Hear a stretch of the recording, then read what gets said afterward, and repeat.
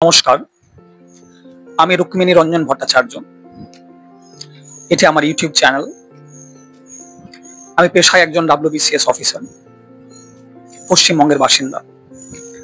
সম্প্রতি আমার প্রথম কাব্যগ্রন্থ দগ্ধ বসুধা প্রকাশিত হয়েছে নবপত্র প্রকাশন থেকে।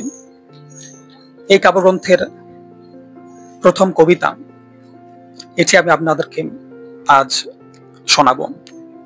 আশা করি আপনাদের ভালো লাগবে। দগ্ধ বসুধা। আমি বহুবার ফিরে ফিরে এসে এই সৃষ্টির কোষে কোষে মিশে কত যে কেঁদেছি, বেঁচেছি, মরেছি, জীবন তৃষ্ণায় এমত্ত মোহনায় ভেঙেছে হৃদয়, আবার রেঙেছে। মায়ার ঘোরেতে হাজারো জনম, মরণ ছুমেছে আবার এসেছে। কত রূপ ধরি, কত কোল জুড়ি, গহন বনের সরু পথ বাঁকে, দানব বৃক্ষে ক্ষুদ্র গোপন শাখে, চণ্ডাল বুকে নতবা মোহময় ডাকে।